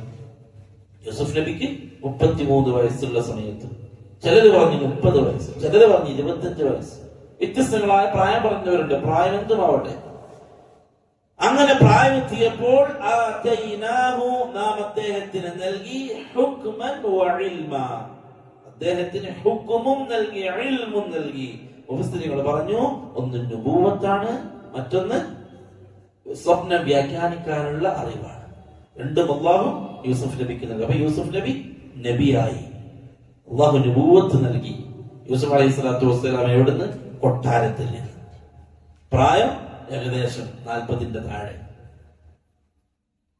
അല്ലാഹു സുബ്ഹാനഹു വ തആല പറയാണ്, വകദാലിക നജ്സിൽ മുഹ്സിനീൻ, അങ്ങനെയാണ് ഞാൻ മുഹ്സിനീങ്ങൾക്ക് പ്രതിഫലം കൊടുക്കുക. നമ്മൾ നന്മയുള്ളവരായാൽ മതി പ്രിയപ്പെട്ടവരെ. നമ്മുടെ മനസ്സിൽ നന്മയുണ്ടോ, സത്യസന്ധതയുണ്ടോ, ജീവിതത്തിൽ നമ്മൾ വിജയിച്ചിരിക്കും. ഒരു സംശയം വേണ്ട. വകദാലിക അല്ലാഹു പറയാ, നജ്സിൽ മുഹ്സിനീൻ, മുഹ്സിനീങ്ങൾക്ക് ഞാൻ അങ്ങനെയാണ് പ്രതിഫലം കൊടുക്കുക. നമ്മൾ ചെയ്യുന്ന അക്രമത്തിനുള്ള പണി, അതിനുള്ള ശിക്ഷ ചിലപ്പോൾ അല്ലാഹു തരുന്നത് നമ്മുടെ 40 വയസ്സിന് ശേഷമായിരിക്കും, 50 വയസ്സിന് ശേഷമായിരിക്കും. ഇപ്പൊ മുതലാണ് നമ്മളായിരിക്കും. നമ്മളവരക്രമിക്കുക, ഇവരക്രമിക്കുക, വഞ്ചന നടത്തുക, എല്ലാരെയും ബുദ്ധിമുട്ടിക്കുക, എന്നിട്ട് നമ്മൾ വലിയ മുതലാളിയായി വാഴുക. പക്ഷെ എത്ര കാലം? ഭൂമിയിൽ തന്നെ അക്രമത്തിന് അല്ലാഹു ശിക്ഷ കൊടുക്കും. പക്ഷേ അല്ലാഹുക്കൊന്നിനും ധൃതിയില്ല. എപ്പോഴും നമ്മൾ ഓർമ്മയിലുണ്ടാവണം, അല്ലാഹുക്കൊന്നിനും ധൃതിയില്ല. നമ്മൾ കരുതും, ഞാൻ ഇങ്ങനെയൊക്കെ ചെയ്തിട്ടും എനിക്കൊന്നും സംഭവിച്ചില്ലല്ലോ, അതിന്റെ അർത്ഥം ഞാൻ ശരി എന്നല്ലേ? പറയാ, ഞാൻ ശരിയായോണ്ടല്ലേ, ഞാൻ റൈറ്റിലായോണ്ടല്ലേ, ഞാൻ കറക്റ്റ് ആയോണ്ടല്ലേ, എന്റെ ചിന്തയും എന്റെ പ്രവർത്തനവും ശരിയാണെന്ന് ന്യായീകരിക്കാൻ നമ്മൾ പറയുന്ന എനിക്കൊന്നും ഉണ്ടായിട്ടില്ലല്ലോ. ഇല്ല, അള്ളാഹുവിന് ഒന്നിനും ധൃതിയില്ല. അള്ളാഹു കാര്യങ്ങളെ സാവധാനം ചെയ്തു തീർക്കുന്നവരാണ്. യൂസുഫ് അലൈഹി സ്വലാത്തു വസ്സലാമിനെ ഈ സഹോദരന്മാർക്ക് മുമ്പിൽ അള്ളാഹു കാണിച്ചു കൊടുക്കാൻ അള്ളാഹു പെട്ടെന്നൊന്നും അങ്ങനെയൊക്കെ ചരിത്രം തീർത്തിട്ടില്ല. വർഷങ്ങൾ ഒരുപാട് അള്ളാഹു കാത്തിരുന്നു. അബൂലഹബ് റസൂലുള്ളാഹി സ്വല്ലല്ലാഹു അലൈഹി വസല്ലം തങ്ങളെ ചീത്ത വിളിച്ച് കളിയാക്കി. മുഹമ്മദേ, നീ നശിക്കട്ടടാ. അള്ളാഹുവിന്റെ റസൂലിന് വല്ലാത്ത വേദന ഉണ്ടായി, വല്ലാത്ത പ്രയാസം ഉണ്ടായി. അള്ളാഹുന്റെ റസൂല് മനസ്സ് വിങ്ങി പൊട്ടിയിട്ടാണ് വീട്ടിലേക്ക് തിരിച്ചു പോയത്. മൂത്താപ്പ് അബൂലഹബ് വല്ലാതെ ചീത്ത വിളിച്ചു ആളുകളുടെ മുമ്പെന്ന്. ആ പ്രവാചകന് വല്ലാതെ അങ്ങ് വേദന ഉണ്ടായി മനസ്സിൽ. അള്ളാഹു കാത്തിരുന്നതിന് പകരം കൊടുക്കാൻ അല്ലെ ആയത്തിറങ്ങി തബ്ബത് യദാ അബീ ലഹബിൻ വതബ്ബ്, അബൂലഹബിന്റെ ഇരു കരങ്ങളും നശിച്ചു പോട്ടെ, വതബ്ബ, അബൂലഹബ് തീർന്നു എന്ന് ആയത്തിറങ്ങി. ആയത്തിറങ്ങിയിട്ട് ഒരുപാട് വർഷം കഴിഞ്ഞു. ആളുകൾ ചോദിക്കാൻ തുടങ്ങി, അബൂലഹബ് തന്നെ കളിയാക്കാൻ തുടങ്ങി. എന്തേ അബൂലഹബ് നശിക്കുന്നൊക്കെ ആയത്തുണ്ടല്ലോ ഖുർആനിൽ നിന്റെ, എന്നിട്ട് എന്തായി? ഒന്നും ആയിട്ടില്ലല്ലോ. കളിയാക്കാൻ തുടങ്ങിയ ആളുകൾ. മുഹമ്മദ് സല്ലല്ലാഹു അലൈഹി വസല്ലം തങ്ങളെ കളിയാക്കാൻ അബൂലഹബിന്റെ അനുയായികൾ, അബൂലഹബിന്റെ ആളുകൾ വന്നിട്ട് കളിയാക്കും, സഹാബാക്കളെ പരിഹസിക്കും. എന്താണ് നിന്റെ മുഹമ്മദിന്റെ, നിന്റെ നേതാവിന്റെ ഖുർആനിൽ ഇങ്ങനെ ആയത്തുണ്ടല്ലോ, അബൂലഹബിൽ അങ്ങനെ ചെയ്യും ഇങ്ങനെ ചെയ്യുന്നൊക്കെ. എന്ത് പറ്റി? ഓരോ ആയത്തിറങ്ങുമ്പോഴും അബൂലഹബ് ഡയലോഗ് അടിക്കാൻ തുടങ്ങി. നശിക്കുന്ന പറഞ്ഞ അബൂലഹബ് പറഞ്ഞു, എന്റെ അടുത്ത് പൈസയുണ്ട്, എന്റെ അടുത്ത് പൈസയുണ്ട്. പ്രിയപ്പെട്ടവരെ, നമ്മൾ വാക്കുകൾ ഉപയോഗിക്കുമ്പോൾ ഒരുപാട് ശ്രദ്ധിക്കണം. നമ്മൾ വാക്കുകൾ ഉപയോഗിക്കുമ്പോൾ ഒരുപാട് ശ്രദ്ധിക്കണം. എന്റെ അടുത്ത് പൈസയുണ്ട്, എന്ത് ചെയ്യണമെന്ന് എനിക്കറിയാം. ആവശ്യമില്ലാത്ത വാക്കുകൾ ഉപയോഗിക്കരുത്. പൈസയുടെ ഉടമസ്ഥൻ അല്ലാഹുവാണ്. എനിക്ക് ആരോഗ്യമുണ്ട്, ആയിക്കോട്ടെ, ഡയലോഗ് വേണ്ട. ആരോഗ്യത്തിന്റെ ഉടമസ്ഥൻ അല്ലാഹുവാണ്. എപ്പോഴാണ് എടുക്കേണ്ടത് അല്ലാഹുവറിയാം. അബൂലഹബ് ഇങ്ങനെ കളിയാക്കാൻ തുടങ്ങി, എല്ലാരും കളിയാക്കാൻ തുടങ്ങി. വർഷം 10 കഴിഞ്ഞു. ബദർ യുദ്ധത്തിന്റെ സമയം. അബൂജഹൽ എല്ലാരും കൂട്ടാൻ തുടങ്ങി. ആദ്യത്തെ യുദ്ധമാണ്. എല്ലാരും അബൂജഹൽ ഒരുമിച്ച് കൂട്ടാൻ തുടങ്ങി. അബൂസുഫിയാന്റെ വീട്ടിലും പോയിട്ട് പറഞ്ഞു, അബൂസുഫിയാനെ, ഇങ്ങനെ മുഹമ്മദ് ടീം മദീനയിൽ ഒരുങ്ങിയിട്ടുണ്ട്, നമുക്ക് യുദ്ധത്തിന് പോകണം. അബൂലഹബ് പറഞ്ഞു, നിങ്ങൾ പൊയ്ക്കോ, എന്താ വേണ്ടെന്ന് വെച്ചാൽ ഞാൻ തരാം, പക്ഷെ യുദ്ധത്തിന് ഞാനില്ല. മുഫസ്സിരീങ്ങൾ പറയാണ്, പരിശുദ്ധ ഖുർആനിൽ ഇറങ്ങിയ ആയത്ത് ബാഹ്യമായിട്ട് അബൂലഹബ് ഡയലോഗ് പറഞ്ഞെങ്കിലും മനസ്സിന്റെ ഉള്ളിൽ എപ്പോഴാണത് സംഭവിക്കുക എന്ന് അബൂലഹബ് കാത്തിരിക്കുക. കാരണം അബൂലഹബിന് അറിയാം, മുഹമ്മദ് സത്യമാണ്, മുഹമ്മദിന്റെ ഖുർആൻ സത്യമാണ്, അത് സംഭവിക്കുമെന്ന് അബൂലഹബിന് അറിയാം. പക്ഷെ അതെപ്പോ കാത്തിരിക്കാണ് അബൂലഹബ്. യുദ്ധത്തിന്റെ വെളിയാളം വന്നപ്പോൾ അബൂലഹബിന് പേടിയായി. ഇതായിരിക്കുമോ എന്റെ അന്ത്യത്തിന്റെ സമയം? ഈ ബദറായിരിക്കുമോ എന്റെ നാശത്തിന്റെ സമയം? അതുകൊണ്ട് അബൂജഹലിനോട് പറഞ്ഞു, ഇല്ല ഞാൻ വരുന്നില്ല, എന്താ സൗകര്യം വേണ്ടെന്ന് വെച്ചാൽ ഞാൻ ചെയ്തുതരാം, ബദറിലേക്ക് ഞാനില്ല എന്ന് പറഞ്ഞ അബൂലഹബ് പിന്തിരിഞ്ഞു. ബദർ യുദ്ധം കഴിഞ്ഞിട്ട് തിരിച്ച് പരാജയത്തിന്റെ കൈപ്പുനീരുമായിട്ട് മക്കയിലേക്ക് തിരിച്ചുപോയി. അബൂജഹലിന്റെ ടീം, അബൂജഹലില്ല, ഉത്ബത്തില്ല, ഷൈബത്തില്ല, എല്ലാരെയും ബദറിന്റെ മണ്ണിൽ സഹാബാക്കൾ വെട്ടിവീഴ്ത്തി. തിരിച്ചാരുമില്ല.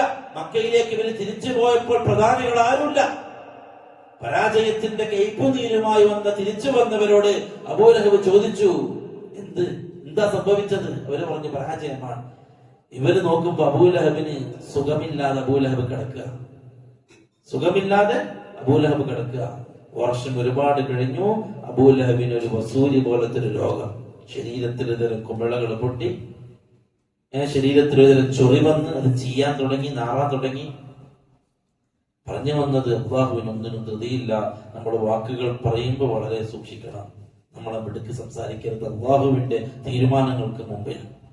ആ രോഗം വന്നു. അബൂലഹബ് ചികിത്സിക്കാൻ തുടങ്ങി. പൈസക്കാരനാണ്.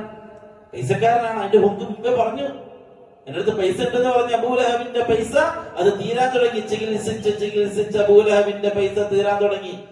അങ്ങ് പേർഷ്യയിൽ നിന്നും ഇറാഖിൽ നിന്നും അവിടെ നിന്നും ഇവിടെ നിന്നൊക്കെ വൈദ്യന്മാര് വന്നു, വിഷവൈദ്യന്മാര് വന്നു, ചികിത്സിക്കാൻ അഗ്രഗണ്യന്മാരായ ആളുകൾ നാനാ ഭാഗത്തു നിന്നും മക്കയിലേക്ക് വന്നു അബൂലഹബിനെ ചികിത്സിക്കാൻ. ഒരാളുടെയും ചികിത്സയും ഫലിച്ചില്ല. അബൂലഹബിന്റെ രോഗം 10 മടങ്ങ് കൂടിക്കൊണ്ടേയിരുന്നു. ശരീരം വ്രണം വരാൻ തുടങ്ങി, ചെയ്യാൻ തുടങ്ങി, നാറാൻ തുടങ്ങി. അവസാനം അബൂലഹബിന്റെ ഭാര്യയെയും വിറ്റു. അന്ന് അടിമ വെക്കുന്ന കാല. സ്വന്തം ഭാര്യയെയും വിറ്റു. ആ ഭാര്യ അല്ലാഹുവിന്റെ റസൂൽ ഒരുപാട് ഉപദ്രവിച്ച ഭാര്യയാണ്, പരിഹസിച്ച ഭാര്യയാണ്, കളിയാക്കിയ, വഴിയിൽ മുള്ളുകൊണ്ടിട്ട ഭാര്യയാണ്, അല്ലാഹുവിന്റെ റസൂലിന്റെ മുഖത്തേക്ക് തുപ്പിയ പെണ്ണാണ്. അല്ലാഹു പറഞ്ഞു, വിറക് ചുമട്ടുകാരി അബൂലഹബിന്റെ ഭാര്യയെയും ഞാൻ വെറുതെ കൊണ്ടുവരാന്ന്. 10 കൊല്ലം മുമ്പ് ഇറങ്ങിയ ആയത്ത്. അബൂലഹബിന്റെ കാര്യത്തിൽ മക്കക്കാരൻ തീരുമാനമെടുത്തു, ഇനി അബൂലഹബിനെ ഇവിടെ വെച്ച് നിൽക്കൽ ശരിയല്ല. ഈ രോഗം നമ്മുടെ നാട്ടിലും കൂടി പടർന്നാൽ അത് വലിയ ബുദ്ധിമുട്ടാകും. അബൂലഹബിനെ എങ്ങനെങ്കിലും സ്ഥലം മാറ്റണം. തീരുമാനമായി ഈത്തപ്പനയുടെ ഇല വാട്ടി അതിൽ ചാവാതെ ചത്തുകൊണ്ടിരിക്കുന്ന അബൂലഹബിന്റെ ശരീരത്തെ പൊതിഞ്ഞ് ജബൽ അബി ഖുബൈസിന്റെ പുറകിൽ മലയിടുക്കിൽ കൊണ്ട് തള്ളി. അബൂലഹബ് മരിച്ചിട്ടില്ല, ചത്തിട്ടില്ല. അതിന്റെ മുമ്പേ ചാവാത്ത ശരീരത്തെ മക്കക്കാര് കൊണ്ട് തള്ളി. അബൂലഹബിന്റെ അന്ത്യം അങ്ങനെ. അല്ലാഹു പറഞ്ഞു, സയസ്ലാ നാറൻ ദാത ലഹബ്. ഖിയാമത്ത് നാൾ ഇത് ദുനിയാവിലെ അബൂലഹബിന്റെ അവസ്ഥയാണെങ്കിൽ നാളെ ആഖിറത്തിൽ കത്തിച്ചൊലിക്കുന്ന തീയാണ് അബൂലഹബിനെ കാത്തിരിക്കുന്നത്. അല്ലാഹുവിന് പ്രിയപ്പെട്ടവരെ, ഒരു ധൃതിയുമില്ല. അതുകൊണ്ട് എന്തെങ്കിലും റിസൾട്ട് പെട്ടെന്ന് വരാൻ നമ്മൾ കാത്തിക്കണ്ട. അല്ലാഹു സാവധാനം തരും. ചിലപ്പോൾ 40 വയസ്സ് കഴിയും, ചിലപ്പോൾ 50 വയസ്സ് കഴിയും, ചിലപ്പോൾ 60 വയസ്സ് കഴിയും. നാം ചെയ്തതിന് തിക്തഫലം അനുഭവിക്കും. അതിന്റെ മുമ്പേ അള്ളാഹിനോട് കരഞ്ഞാൽ നമുക്ക് രക്ഷപ്പെടാം. ചെയ്ത് കൂട്ടിയതിന്റെ നാം ആക്രമിച്ചവർ, നാം ഉപദ്രവിച്ചവർ, നാം അന്യായമായി നേടിയെടുത്ത സമ്പത്ത്, നാം അന്യായമായി പിടിച്ചെടുത്ത ഭൂമി, നാം അന്യായമായി സ്വന്തമാക്കിയ പലതും, അതൊക്കെ അനുഭവിക്കാൻ ഇരിക്കുന്നതേ ഉള്ളൂ. ഭൂമിയിൽ അല്ലെങ്കിൽ നാളെ ആഖിറത്തിൽ പൂർണ്ണമായിട്ട്. പണ്ഡിതന്മാർ പറഞ്ഞു, ഈ ഭൂമിയിൽ ആർക്കെങ്കിലും അല്ലാഹുവിന്റെ ശിക്ഷകൾ വരുന്നില്ല എങ്കിൽ ഓൻ ഒന്നുകൂടി പേടിക്കട്ടെ. നാളെ ആഖിറത്തിൽ അത് പൂർണ്ണമായിട്ടും തരാനുള്ള പ്ലാനാണ് ഉണ്ടാക്കുക. ഇവിടെ നമുക്ക് പ്രയാസങ്ങള്, രോഗങ്ങള് ഒക്കെ ഭൂമി സന്തോഷിക്കണം. കാരണം നമ്മൾ ചെയ്യുന്ന തെറ്റുകൾ അല്ലാഹു മാപ്പാക്കുകയാണ്. പ്രയാസങ്ങളൊക്കെ വരിക എന്നുള്ളത് മുഅ്മിനെ സംബന്ധിച്ചിടത്തോളം ഖൈറാണ്. കാരണം അല്ലാഹു ഇവിടെ തരാണ്. ഇവിടെ സുഖിച്ച് ജീവിക്കുന്നവർ പേടിക്കണം. ചെയ്തതിന്റെ ഒക്കെ അല്ലാഹു നാളെ ആഖിറത്തിൽ പരിപൂർണമായിട്ട് തരുമെന്ന് ബേജാറ് വേണം. യൂസുഫ് അലൈഹി സ്വലാത്തു വസ്സലാമിന്റെ വിഷയത്തിൽ അല്ലാഹു സാവധാന കാര്യങ്ങളെ കൊണ്ടുപോയി അവരോട് പറഞ്ഞു, ഭാര്യയോട് പറഞ്ഞു, ഭാര്യയെ വളരെ മനോഹരമായിട്ട് യൂസുഫിന് വേണ്ട കാര്യങ്ങൾ ചെയ്യണം. അല്ലാഹു പറഞ്ഞു, യൂസുഫിന് ഞാൻ നുബുവത്ത് നൽകി, ഇൽമ് നൽകി, എല്ലാ സൗകര്യങ്ങളും ഞാൻ ചെയ്തു കൊടുത്തു. അങ്ങനെ ഇരിക്കെ യൂസുഫ് അലൈഹി സ്വലാത്തു വസ്സലാം കൊട്ടാരത്തിൽ, രാജകൊട്ടാരത്തിൽ സുഭിക്ഷമായി ജീവിച്ചുകൊണ്ടിരിക്കെ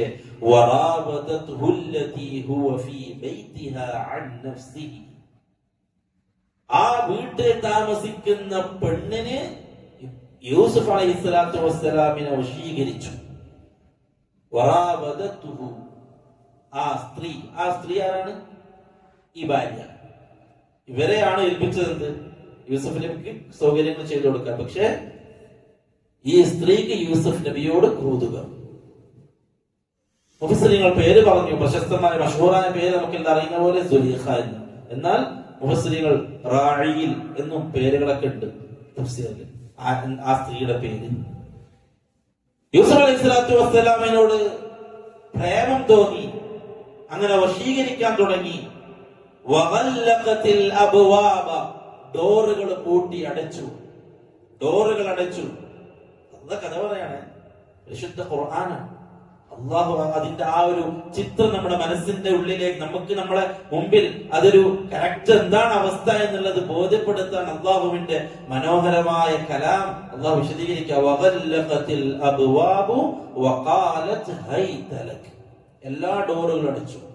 മുസ്ലിങ്ങൾ പറയുന്നു, ഈ സുലൈഖ എന്ന് പറയുന്ന വസീറിന്റെ ഭാര്യ ആ സ്ഥാനത്തിരിക്കുന്ന ഒരു സ്ത്രീ ആയതുകൊണ്ട് തന്നെ വളരെ പ്രൊട്ടക്ഷൻ ഉള്ള ഒരു റൂമിലാണ്. അവിടേക്കൊന്നും ആരും പോകൂല, അല്ലെങ്കിൽ പോവാൻ പ്രവേശനമില്ല. പ്രത്യേകം തോഴിമാരുടെ സമ്മതത്തോടു കൂടിയായിരിക്കണം അതിന്റെ അകത്തേക്ക് എത്തുക. അതിന്റെ അകത്തേക്കാണ് യൂസുഫ് അലൈഹി സ്വലാത്തു വസ്സലാമിനെ സുലൈഖ ക്ഷണിച്ചത്. ഒരു കാര്യം പറയാനുണ്ടെന്ന് പറഞ്ഞ് സുലൈഖയുടെ റൂമിനകത്തേക്ക് ഒരുപാട് ഡോറുകൾ കടന്ന് എല്ലാ പ്രൊട്ടക്ഷനും ഭേദിച്ച് യൂസുഫ് അലൈഹി സ്വലാത്തു വസ്സലാം സുലൈഖയുടെ റൂമിലാണ്. സുലൈഖ വാതിലടച്ചു. എന്നിട്ട് യൂസുഫ് അലൈഹി സ്വലാത്തു വസ്സലാമിനോട് പറഞ്ഞു, ഹൈത ലക്, ഇങ്ങോട്ട് വാ. യൂസുഫ് നബി ക്ഷണിച്ചു. ഉടനെ തന്നെ യൂസുഫ് അലൈഹി സ്വലാത്തു വസ്സലാം ഖാല മഅദല്ലാഹ്, യൂസുഫ് നബി എടുത്ത് സുലൈഖ ക്ഷണിച്ച് യൂസുഫ് അലൈഹി സ്വലാത്തു വസ്സലാമിന്റെ അടുക്കിലേക്ക് സുലൈഖ വരുമ്പോ യൂസുഫ് പറഞ്ഞു, അള്ളാഹുവിനാണ് എന്റെ ശരണം, അള്ളാഹുവെ ഞാൻ നിന്നോട് കാവലിനെ ചോദിക്കുന്നു. ഇന്നഹു റബ്ബി, സുലൈഖയോട് പറയാണ്, ഇന്നഹു റബ്ബി അഹ്സന മസ്വായ, അവനാണ് എന്റെ റബ്ബ്, അവനാണ് എനിക്ക് ഇവിടെ നല്ല സൗകര്യം ഏർപ്പെടുത്തി തന്നത്. അടിപൊളിയായിട്ട് ജീവിക്കല്ലേ, ഇത്രയും മനോഹരമായിട്ട് എനിക്ക് ഇവിടെയുള്ള ജീവിതം ഒരുക്കി തന്ന റബ്ബേ, നിന്നോടാണ് ഞാൻ ശരണം ചോദിക്കുന്നത്. ഇന്നഹു ലാ യുഫ്ലിഹുൽ ളാലിമൂൻ, തീർച്ചയായും അക്രമികൾ വിജയിക്കുകയില്ല. യൂസുഫിനോട് പറഞ്ഞ വാക്കാണ്.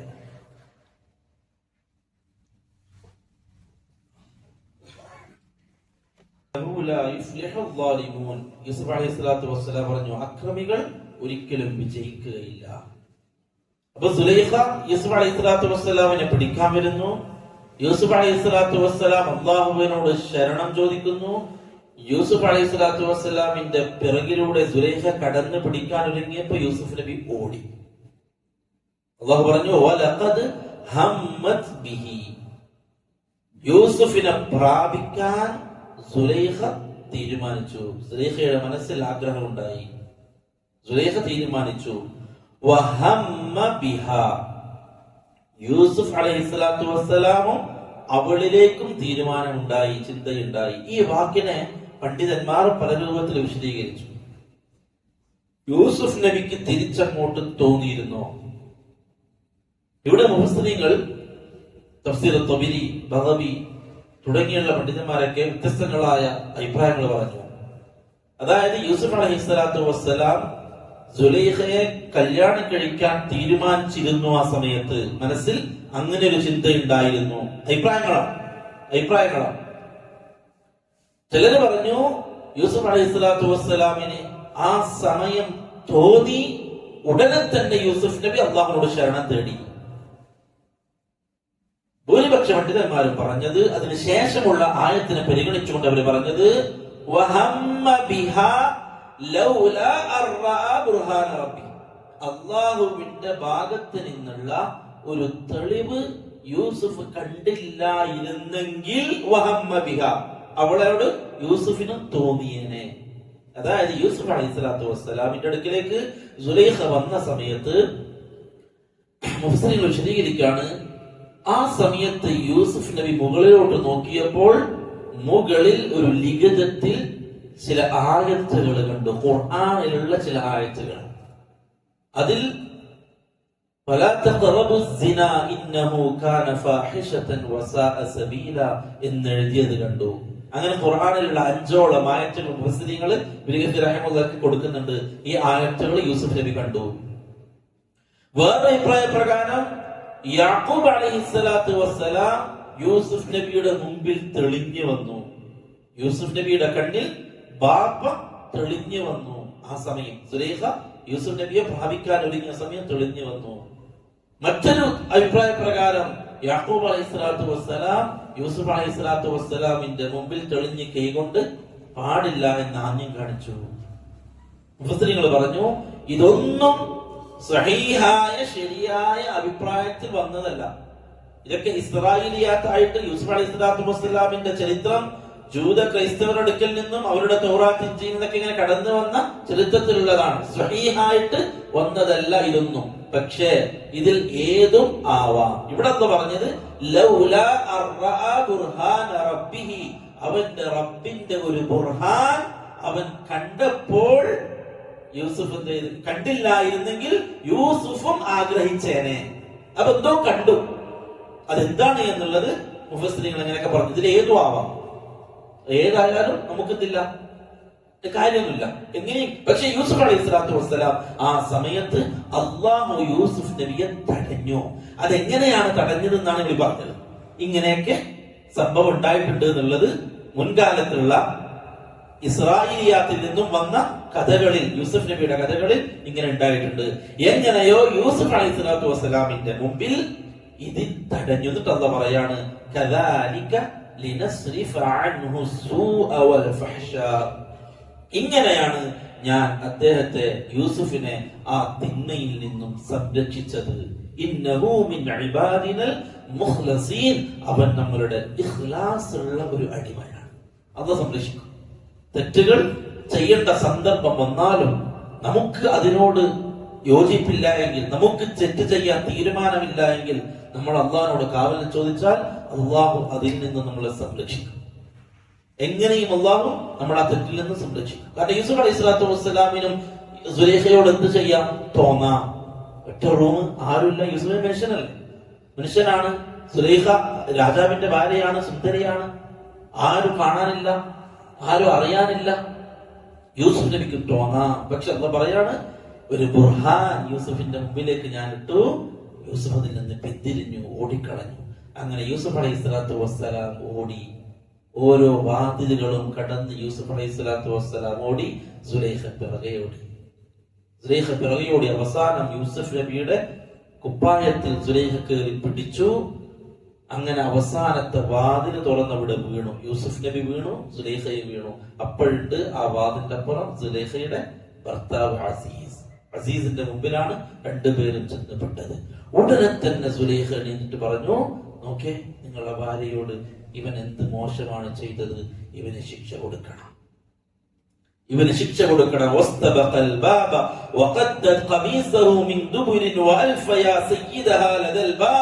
ഇങ്ങനെ ഓടി ഓടി രണ്ടുപേരും മത്സരിച്ചോടി. അങ്ങനെ ഈ രാജാവിന്റെ, ഈ വസീറിന്റെ, അസീസിന്റെ മുമ്പിൽ വാതിൽക്കൽ അവർ ചെന്നപ്പെട്ടു. قالت ما جزاء من أراد بأهلك سوءا إلا أن يسجن أو عذاب أليم, ഇവന് ജയിൽ ശിക്ഷ കൊടുക്കണം, അല്ലെങ്കിൽ അതിനേക്കാൾ വലിയ ശക്തമായ ശിക്ഷ എന്തെങ്കിലും കൊടുക്കണം. നിങ്ങളുടെ ഭാര്യയുടെ മേൽ ഇവൻ മോശമായിട്ട് ചെയ്തു. എടുത്ത വായിക്ക് പെണ്ണ് പറഞ്ഞു. സുലൈഖ ആ പറഞ്ഞത് കേട്ട ഉടനെ തന്നെ അസീസ് അന്താളിച്ചു പോയി. യൂസുഫ് അങ്ങനെ ചെയ്യുമെന്ന് ഇത്രയും കാലഘട്ടത്തിലുള്ള അവരുടെ ജീവിതത്തിൽ തോന്നിയിട്ടില്ല. പക്ഷെ ഭാര്യയാണ് പറയുന്നത്. ആരവാത്ത് കൂടണം, ഭാര്യയാണ് പറയുന്നത്. സുലൈഖയുടെ ഈ വാക്ക് കേട്ട ഉടനെ തന്നെ യൂസുഫ് നബി പറഞ്ഞു, ഞാനല്ല ചെയ്തത്, ഇവനാണ്, സുലൈഖയാണ് എന്നെ പ്രാപിക്കാവുന്നത്. സുലൈഖ പറഞ്ഞു, ഇല്ല, ഇവനാണ് എന്നെ ബുദ്ധിമുട്ടിക്കാവുന്നത്. അവിടെ നിന്നാണ് അടുത്ത അള്ളാഹുവിന്റെ അടുത്ത ഒരു പ്ലാൻ. ആലോചിക്കണം, ഒരു പ്രവാചകന്റെ ജീവിതത്തിൽ ഒരു പെണ്ണ് കേസ്. അങ്ങനെ ആലോചിച്ചോക്കെ, അള്ളാഹുവിന്റെ പ്ലാൻ നടപ്പിലാക്കാൻ യൂസുഫ് അലൈഹിസ്സലാത്തു വസ്സലാമിനെ അള്ളാഹു കൊണ്ടുപോയ റൂട്ട് നോക്കിയേ. ഇവിടെ പ്രശ്നം ഉണ്ടാവണം, എന്നാലേ ആ പെണ്ണിന്റെ ഫിത്നയിൽ നിന്നും യൂസുഫിന് രക്ഷയുണ്ടാവും. അല്ലെങ്കിൽ വീണ്ടും പ്രശ്നം ബുദ്ധിമുട്ടിക്കും യൂസുഫ് നബിയെ.